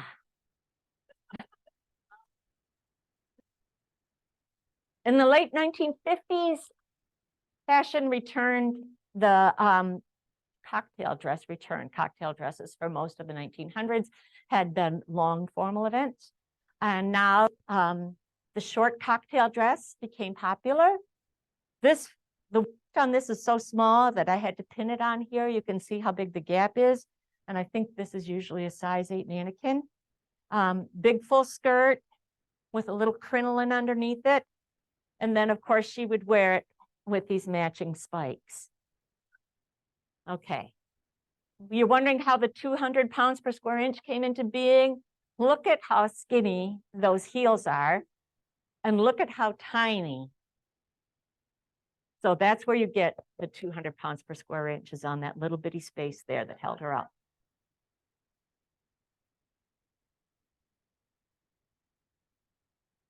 Let me see if I missed any important trip when I was talking about that. No, I think I hit most of the good stuff there. So we start moving into the 1960s, and 1960 was a really big year politically in the United States, because who got elected into the Oval Office in 1960? John F. Kennedy, the youngest president to date. And with him came, yes, the youngest elected president of the United States. I've been corrected there. And he brought with him his wife, Jackie, and she was a living doll. Jackie was just so graceful, and she was a debutante, and she had been raised to just look lovely. You know, bracelet wife, make your husband look good. Jackie did that. And they called the period when JFK was in office the era of Camelot, because they were so much like royalty. Jackie led fashion for the 1960s. She had designers, and it was the designer Halston who gave her the pillbox hat that became popular. Jackie Kennedy wore that in 1962, and it became the hat of the 1960s. Oh, I have one more wedding dress to show you, and I have to apologize. This lady here in the front, what's your name again? Jane. Her mother got married and gave me her wedding dress. And I had in my collection the wedding dress and the things that went with it. I had the whole story of her wedding. And just, it was really beautiful. We did a fashion show one year called The Way We Wore to the Wedding. And we featured that dress in there. And unfortunately, she came to see the wedding dress today, but it's up in the sky with the rest of the smoke and ashes right now. So this is a wedding dress from the 1950s. Yes. And it's just a little bitty dress. It's really just a tiny little simple dress, kind of tubular, with all this lace applique and beadwork on the front. But what makes this dress, it's so friggin' heavy, is the train that goes with it. And this train has got several layers in it, and it is so wide. It has all kinds of support underneath it that connect to the dress, but it was detachable so that at the wedding reception, she could just wear this lovely little gown for dancing, like that. I'm going to leave her right there, and I'll move her afterwards. I'll wait through that. So in the early 1960s, the Catholic Church still was requiring that women were covering on their heads. In 1917, that doctrine was put into practice, and it did not expire until 1983. So Catholic women were always required to wear a hat. Now I'll tell you, I was born in 1960. I know, you're so surprised, right? Wow, I see jaws dropping. So I grew up Catholic, and I remember wearing a hat to church. I'd get a really fancy hat like this one to wear to church, tie that little ribbon under my chin, I'll sit on the front porch in our Easter outfits and got our picture taken before I went to church. I can remember one time we were out of town on Good Friday, and my mother had forgotten it was Good Friday, and so we went to service that afternoon. She reaches in her purse and pulls out a bunch of used Kleenexes, flattened them out, and put them on our heads, and we could then enter the Catholic Church. Now, my grandmother was a good Catholic woman, and she, she always followed all the rules, and she had worked, before she married, she worked in a milliner's shop in Chicago, and she created hats like this. And to my parents' wedding in 1958, she wore a hat like this. My cousin, who used to go to church every Sunday with Grandma, said Grandma always wore a hat. She said, but I was young, I was a teenager then, and so I would get away with wearing something like this hat, which is it's not a mantilla, it's just a pretty little netting that has little stitch work on it to make it, you know, kind of feminine. And she said, this is what I wore to church in the 60s in order to, because that satisfied grandma and it satisfied the church. Somebody said you could wear that to work in the bakery too. Yes, you could. And they make them now for beards as well. Something really big about the 60s that happened. Prior to the 60s, all the stockings were like the ones I've shown you before, 2 socks that you would hold up with garters. In the late 1950s, a husband came up with the idea for pantyhose. But they really didn't take off in the commercial market until the 1960s. And so this was a huge freedom for women. I see women of a certain age nodding their heads, remembering how nice it was to just pull up a pair of pantyhose instead of that garter that you had to hook with all those little clamps. I remember my mother having those, you know, suspended from her girdles, and she would put those on. And then I remember when she started wearing pantyhose, and I thought, oh, those look so much nicer. So pantyhose didn't come around until the 1960s. The 1960s were a time when design was very influenced by the space age and modernism and futurism.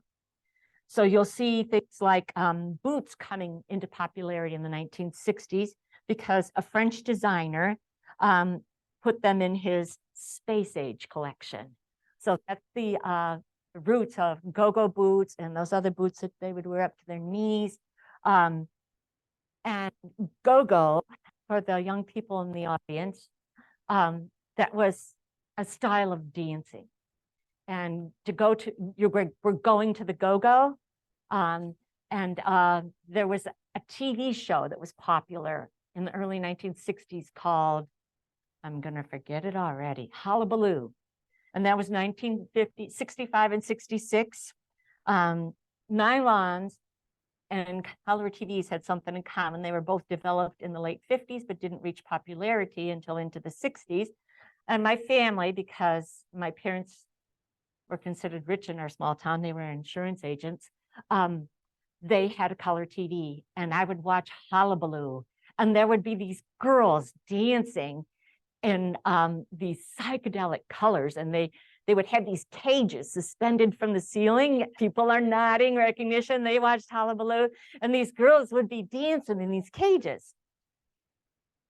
Well, you can't mention the 60s without thinking about mini dresses. These came out of London.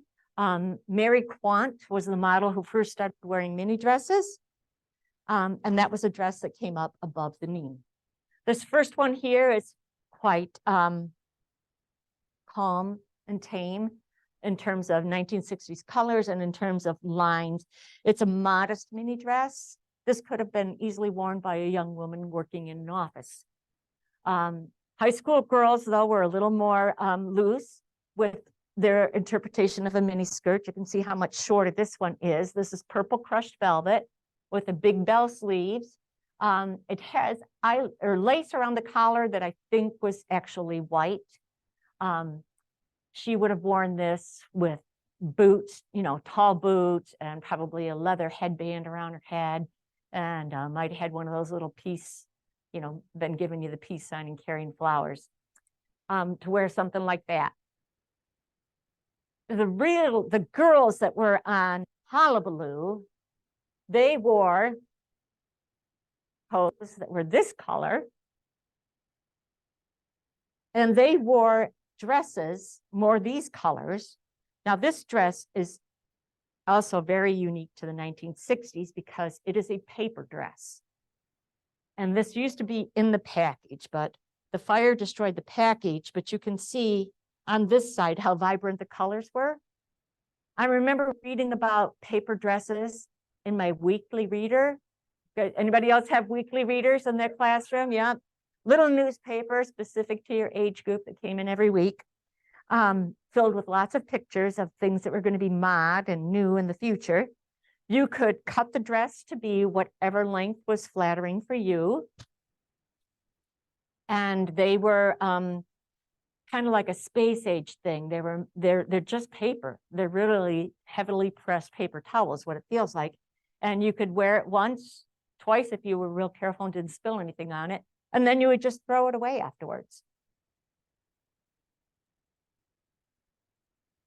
What else did I want to say about the 60s? Oh, in shoes, heels became a little lower and the toes of shoes started to square off.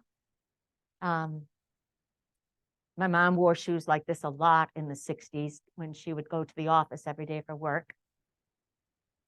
There was something else I wanted to, oh, the other thing about 60s were dangly. With that purple velvet dress, she would have worn something like this for her bracelet and something like, hey, that's okay, something like this for her earrings. But this dress came with 2 pairs of matching earrings, depending on her mood. She could have round or triangles for her jewelry that day. The 60s were big on dangly jewelry. I mean, really big on big and dangly. So if a lady were going out for cocktails in the evening, she might wear earrings like this. Belts were a big popular thing, decorative belts, shiny, dangly, something like this.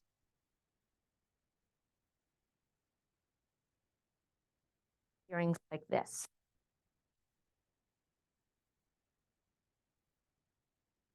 Very 60s look. It was called mod. If you had to put the word, the fashion of the 1960s into one word, it would be mod, short for modern. You really wanted to be very, very modern in the 60s.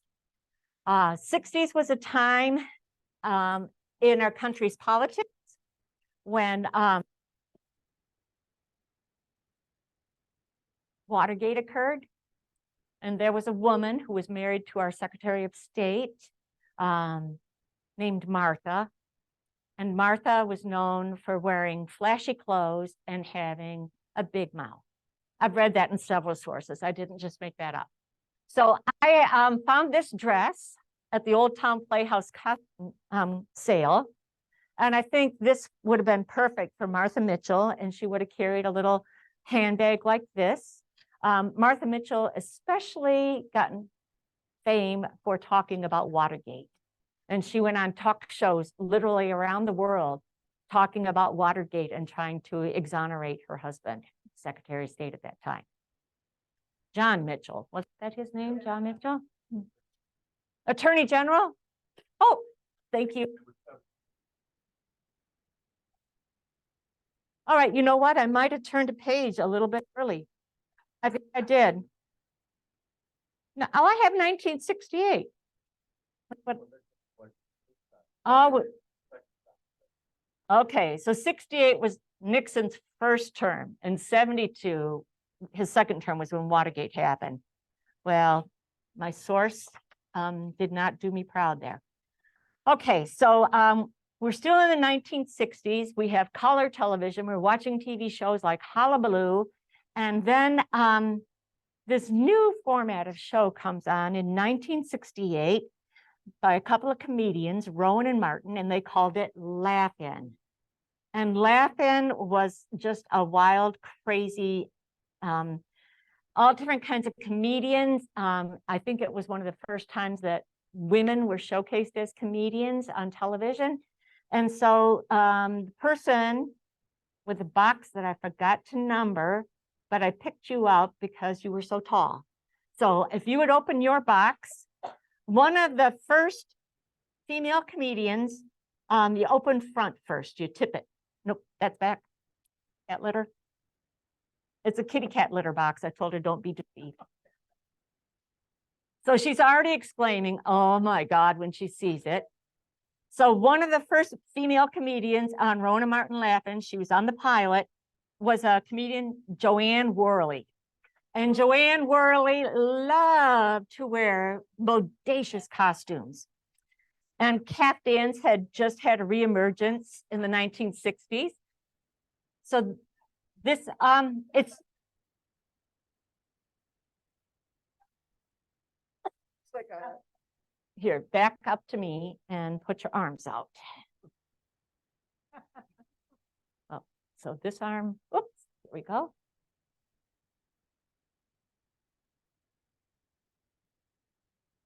And you've got another armhole right here.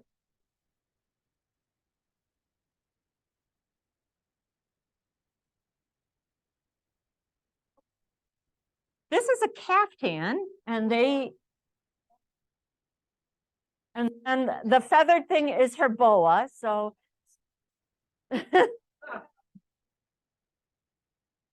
would you mind? She's asking if you could come up to the camera because the camera can't see you back there.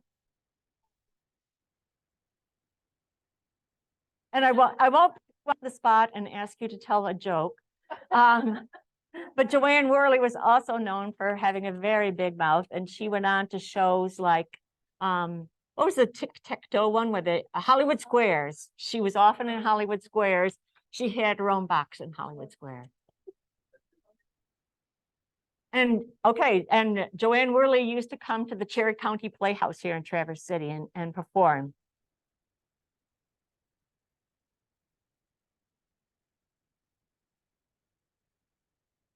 Okay, so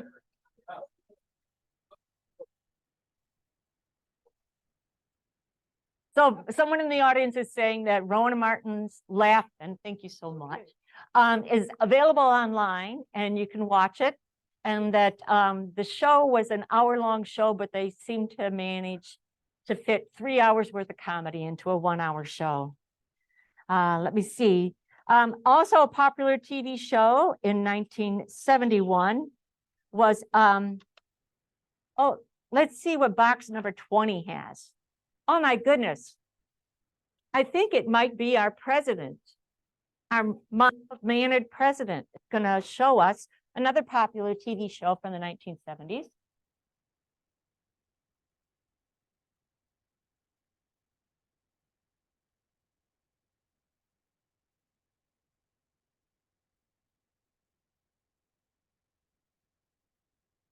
Has any guesses yet as to who he's representing? Here's a hint. His wife was very tall, very slim. Rumor has it she had ribs removed to look even smaller waisted on television.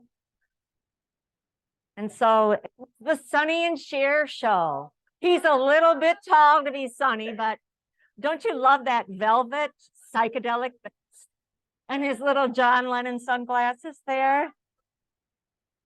Unfortunately, Sonny and Cher divorced in 1974 and so ended their show. So in 1960s or 1970s, early 1970s, pantsuits became popular. Women, I remember ordering a pantsuit for Christmas and getting one, and I was so pleased because I felt so very, very stylish to have a pantsuit. So this is a little bit reminiscent of the 60s with its futuristic metallic fabric, but this was a pantsuit from the 1970s. Does the glare show up on TV there? Does it show up on the camera? A little bit. Okay, so you can see that.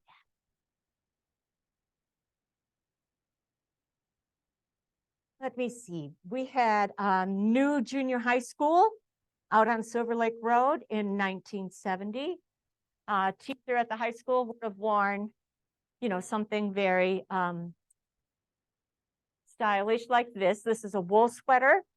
And what I especially love about this wool sweater is it came with a matching purse.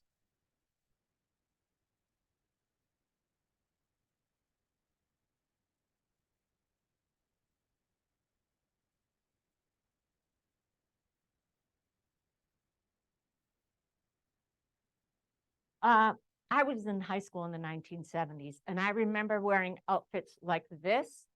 We wore high-waisted pants with big bell-bottom cuffs.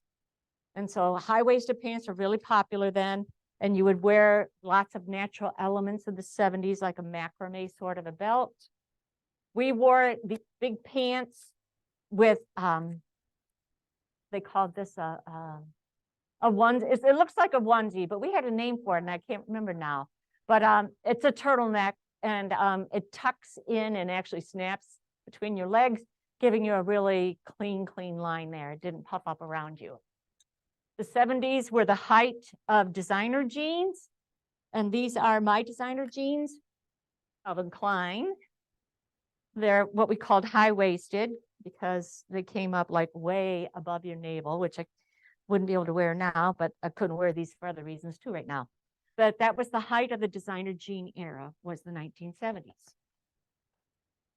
Another fashion that's very representative of the 1970s is the leisure suit. And this is, there's lots of chuckling if you can't hear it on there. Lots of people are chuckling. I will not make you raise your hand if you wore a leisure suit, because there might be somebody in the audience wearing a leisure suit still. So, but the leisure suits, this one came with a matching belt and a matching tie. And someone in the audience is suggesting that he would have worn this with some white patent leather shoes like Pat Boone.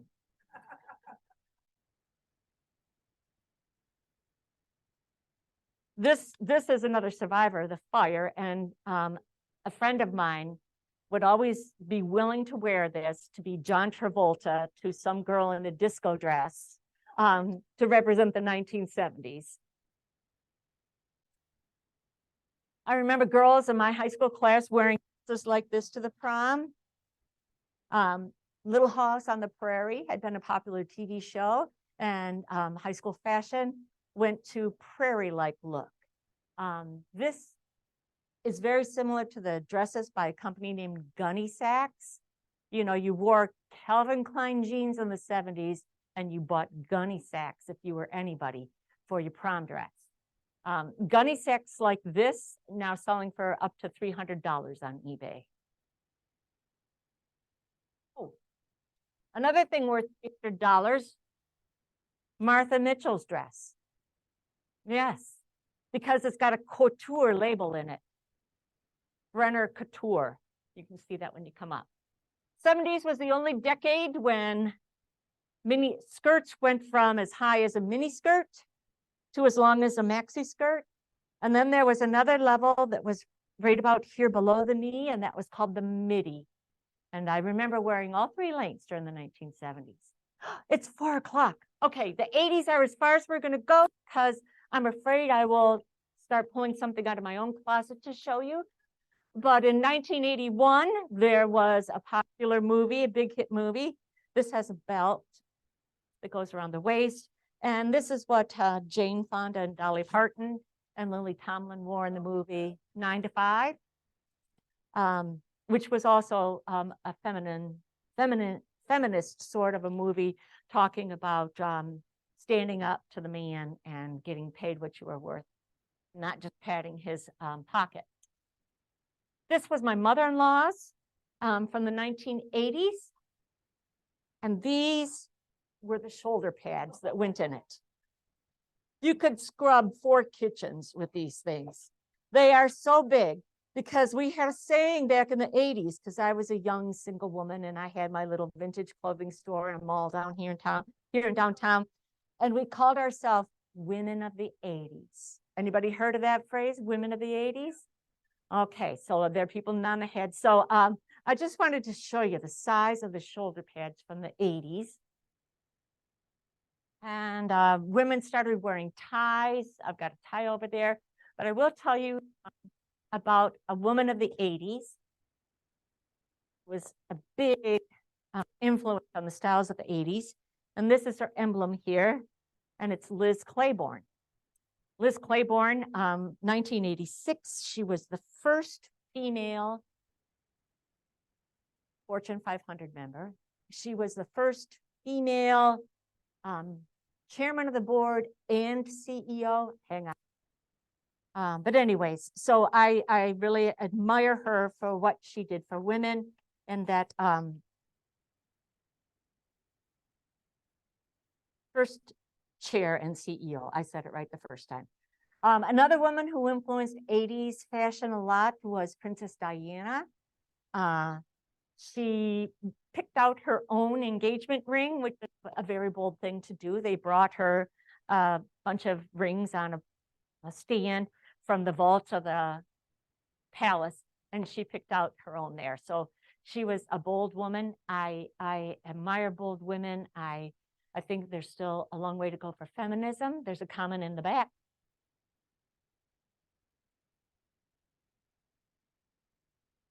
Yes, she did. She picked out a green one first, and then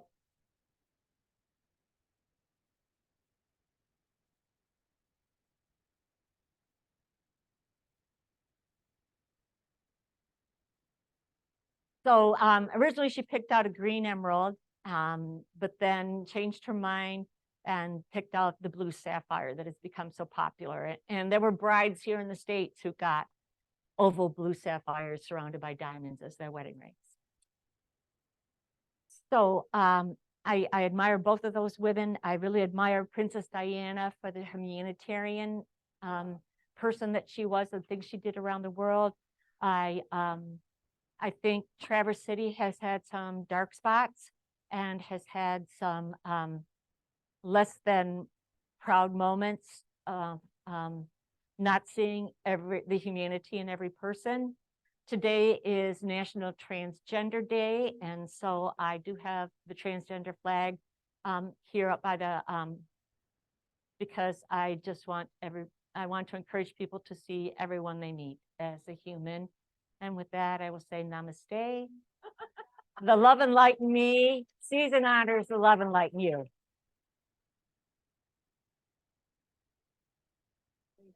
Oh, thank you.